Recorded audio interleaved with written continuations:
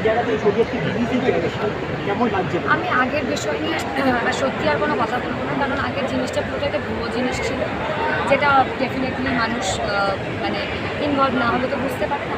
তো ভুয়ো জিনিস আমরা যখন ফেলে এসেছি, আমরা এখন অরিজিনালি আছি মির্জা নিয়ে, এবং 10th এপ্রিল সেটা রিলিজ তোমরা দেখতে পাবে।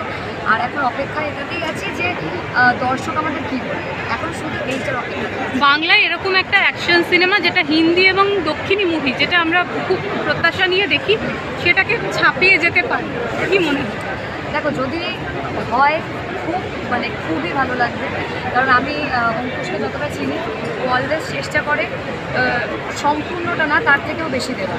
আর ওর সাথে থেকে থেকে অভ্যেসটা আমারও হয়ে গেছে, এবং আমি এটাই চাইবো যে আমরা সবাই তো বলি যে আমরা সিনেমাটা অনেক খেতে তৈরি করেছি, আমরাও খেতে তৈরি করেছি, কিন্তু কীভাবে তৈরি করেছি সেটা হলে এসে না দেখলে কেউ বুঝতে পারবে না।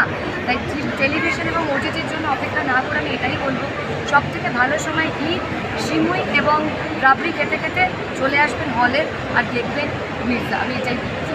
আচ্ছা, অঙ্কুশ দা প্রডিউসার হয়ে কতটা পাল্টে গেছে? একটুও পাল্টায়নি, উল্টে আরও ভালো হয়ে গেছে।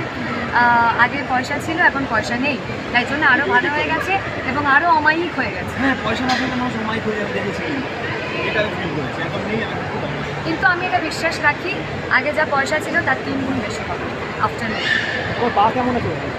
ঠিক আছে, এবং সত্যি কথা বলতে মির্জা চলাকালীন অনেক ফায়ারিং প্রবলেম নিয়েও শ্যুট করেছে, এবং এটা একটা এমন ছবি, এমন জেদ দিয়ে এবং এমন ভালোবাসা দিয়ে বানানো, ডিরেক্টর যখন অ্যাকশন বলতো এই শব্দটা শুনে সব ব্যথা চলে যেত।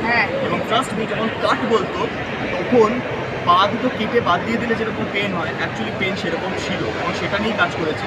কোথাও না কোথাও সেই ওই ব্যথাটা অবশ্যই যেত যখন ডিরেক্টরের মুখ থেকে অ্যাকশন কথাটা শুনতাম।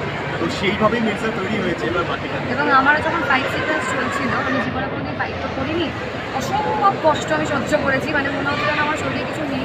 কিন্তু আমি অঙ্কুশকে যখন দেখেছি অনেক বেশি কষ্ট করছে, এবং সেই ফাইট ধুলো মাখা বডি, রক্ত মাখা বডি নিয়েও আমি ওর জন্য ডিমের অমলেট করে দিয়েছি, কারণ এতটাই আমরা এনার্জি নিয়ে কাজটা করেছি। আমার মনে হয় সেটা দর্শক স্ক্রিনে দেখবে। সেক্ষেত্রে প্রথম বিক্রম কী বলবে? তোমাদের সবচেয়ে কাছে না, ওর ফিডব্যাক বায়াসড হয়ে যায়। আমি ওর ফিডব্যাক একটু কম শেষ করে তো বিশ্বাস করি, কারণ ওটা বায়াসড হয়ে যায়। কিন্তু বিক্রম আমাকে প্রচণ্ড ভালো বলেছে।